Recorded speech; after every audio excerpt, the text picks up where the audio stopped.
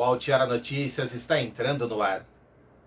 A Polícia Militar Ambiental vistoriou 79 estabelecimentos e apreendeu 1.205 metros cúbicos de madeira, equivalente a 70 caminhões, durante a Operação Floresta Amiga 2, realizada entre terça e quarta-feira da semana passada para proteger a flora e em comemoração ao Dia da Árvore e do Policial Ambiental em 21 de setembro.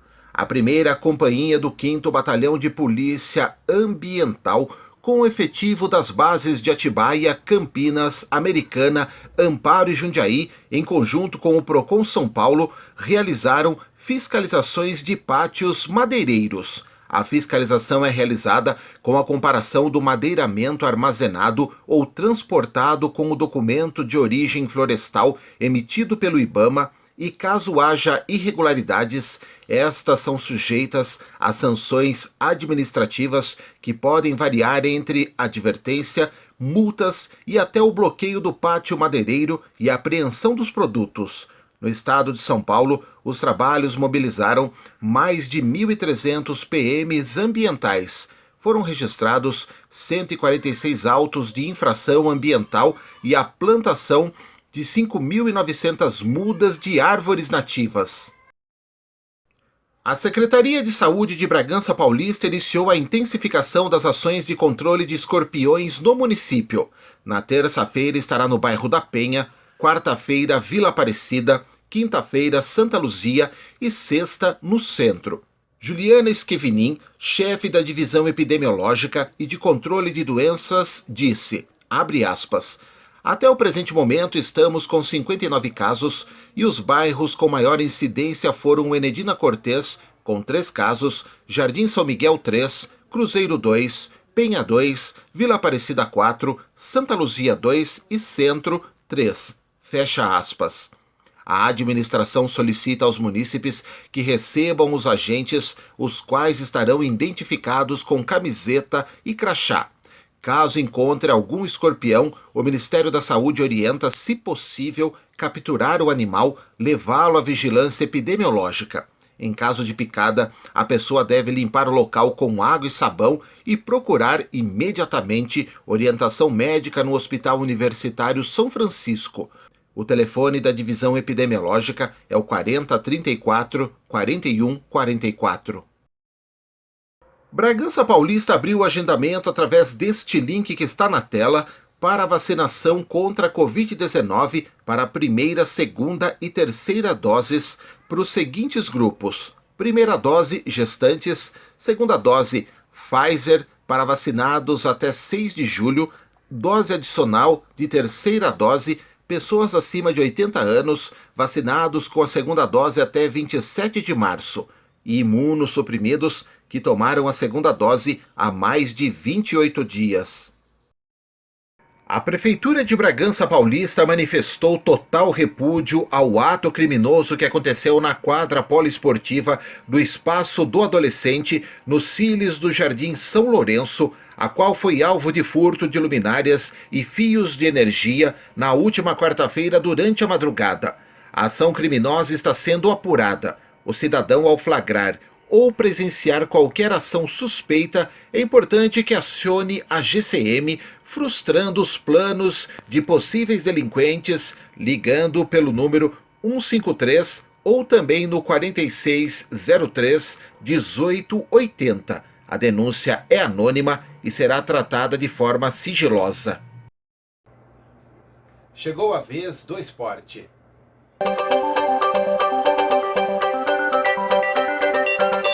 Você já tem um currículo também expressivo, com disputas em campeonatos mundiais, disputa em competições sul-americanas. Conta um pouco aí das suas principais conquistas nessas principais competições do circuito internacional. Bom, depois desse ano de 2016, 2017, eu já comecei a correr algumas provas que faziam parte do circuito de provas que selecionavam para o campeonato mundial. Hoje em dia, para quem não sabe, já estamos indo para o 5º Mundial de Trail, já é uma modalidade da IAAF, da Organização Internacional de Atletismo, ela que rege o trail hoje no mundo, e aqui no Brasil quem representa, né, é a CBAT. Então é uma modalidade oficial. O primeiro mundial eu acabei não dando, porque eu não estava no trail, que foi 2016, foi em Portugal. Já em 2017 eu tive esse um ano, né, de migrar para o trail, de aprender. No ano seguinte, 2017, eu já consegui participar do meu primeiro mundial, que foi na Itália, foi um mundial de 50 quilômetros. 2019 eu disputei um mundial em Portugal, na Espanha, de 80 quilômetros, e 2019 eu disputei de novo, foi em Portugal, um mundial de 42. E provas no Brasil, quase todas aí as mais importantes pelo Brasil, eu tive o prazer, o privilégio de poder correr. E também provas internacionais fora mundial, que somaram muito para o meu aprendizado e para o meu currículo. Eu corri a prova mais importante do cenário do trail, que é em Chamonix-Mont Blanc, é o UTMB. Quem quiser se interessar, coloca aí, faz uma pesquisa. É uma prova que todas as provas no mundo e no Brasil, ela gera uma pontuação para te dar vaga para essa prova, que é em Chamonix, na França. E aí são provas que vão de 42 quilômetros até 300 quilômetros. Então tem 42, 56, que é o ACC, tem a 100, que é CCC, 144, que é TDS, 165, que é o UTMB, e a de 300, que eu não lembro o nome agora, que é uma prova de 300 quilômetros. Tudo acontece nesse mesmo evento, com dias diferentes de largada. Em 2017, quando você ficou em segundo da prova aqui no Brasil, da São Bento Sapucaí, foi ali que você conquistou a primeira vez o direito de disputar o Mundial?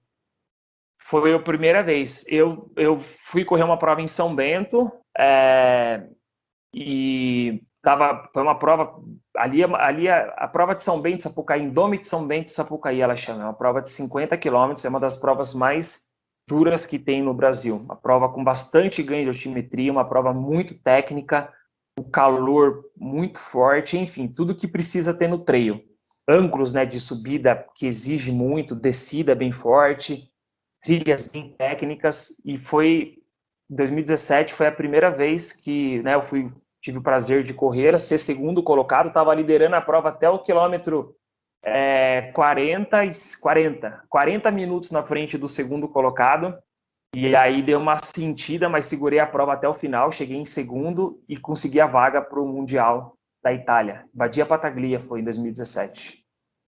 Bacana, bacana. E falando um pouco sobre a realidade do atleta, né? Como é que foi para você o ano passado, quando começou a pandemia, fechou tudo? A gente vê depoimentos diversos de vários atletas e várias modalidades, o quanto foi difícil. Dá um pouco do seu testemunho. Como é que você teve que encarar para não parar de treinar? O que dificultou? Qual foi a sua realidade para poder se manter em forma e continuar treinando o ano passado, quando tudo estava fechado? No início da pandemia foi tudo muito surpresa. Eu tive ainda sorte de, em março, eu fiz um preparo, né? Como quem entende um pouquinho, a gente sempre faz um preparo para chegar na alta performance no dia da competição. Então eu havia feito um trabalho já 3 meses antes, então eu estava com um projeto, e em 2020 eu ainda consegui competir uma prova em março desse preparo que eu havia feito. Então, assim, eu consegui em 2020 pelo menos fazer uma competição. Então, eu busquei, nesse momento da pandemia, buscar desafios pessoais que me estimulavam, que me davam ânimo, tivesse um porquê de sair treinar, porque é muito difícil se colocar em forma e não ter prova, é meio que queimar cartucho, né? Para você se colocar em forma, você precisa treinar.